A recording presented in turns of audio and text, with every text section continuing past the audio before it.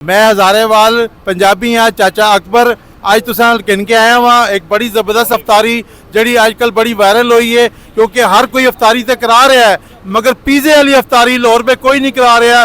पिज़्ज़े वाली अफ्तारी दसने वास्ते तुसां मैं किन के आया आओ मेरे नाल।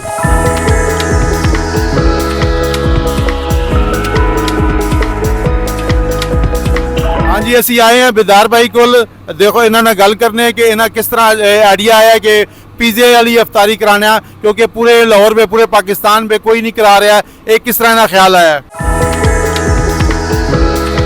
पहले तो बहुत शुक्रिया जी तुसी तशरीफ लिया साढ़े इत्थे ईस्टर्न जौहर टाउन ते साड़ी अफ्तारी के हवाले नाल तुहानूं अस दसना चाहते हैं क्योंकि ये अल्लाह नाल तजारत है, ठीक है।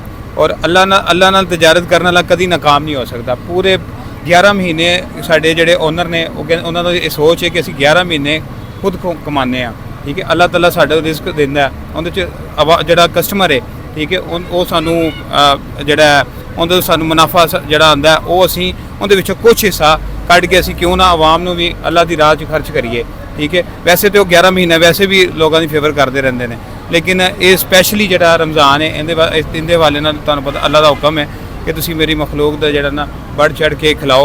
तो उस वास्ते पिज़्ज़े का आइडिया जिहड़ा वो इस वास्ते दुनिया सारी जिन्नी भी है वो अफ्तारी करवाती है, समोसा चाट शाट और बिरयानी का इहतमाम किया जाता, ठीक है। तो असी क्या कि यार क्योंकि लोगों की पहुँच तो दूर होंदा पिज़्ज़ा, बहुत कम लोग जिहड़े ना पिज़्ज़ा जो नहीं खा सकता उन्होंने उसी अफ्तारी के पिज़्ज़ा खिलाइए ताकि अल्लाह ताला साडे तो राज़ी होवे और मखलूक भी राज़ी होवे।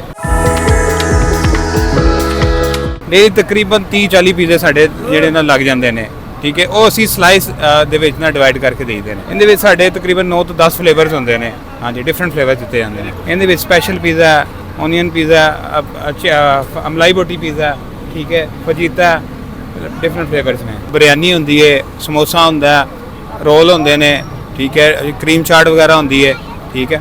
इस तो इलावा सर जुम्मे वाले दिन साडा खसूसी होंदा बिरयानी के नाल हलीम भी दी जाती है लोगों को अफ्तारी दे विच। तकरीबन 6 साल हो गए हैं अल्हम्दुलिल्लाह, 6 साल तो अफ्तारी कर रहे हैं। बहुत अच्छी अफ्तारी होती है यहाँ, हम रोज़ाना आते हैं, कुछ 3-4 साल से आ रहे हैं हम इधर, ठीक है।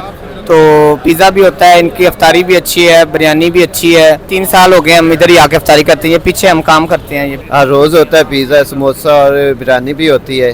और तकरीबन हम 2-3 साल से इधर काम कर रहे हैं मियाँ प्लाजा में, तो यहाँ पे हम डेली अफ्तारी कर रहे हैं। जहाँ पे अफ्तारी नहीं मिलती, अगर जिसे नहीं मिलती यहाँ पे आके अफ्तारी करें, अफ्तारी बहुत ज़्यादा अच्छी करवाते हैं। इय्याका नअबुदु व इय्याका नस्तईन इहदिनस सिरातल मुस्तकीम सिरातल्लज़ीना अन्अमता अलैहिम गैरिल मग़दूबि अलैहिम वलद्दाल्लीन। अल्लाहुम्मा सल्लि अला सय्यदिना व मौलाना मुहम्मद व अला आलिही व सहबिही व बारिक व सल्लिम अल्लाहुम्मा सल्लि अला सय्यदिना व मौलाना मुहम्मद।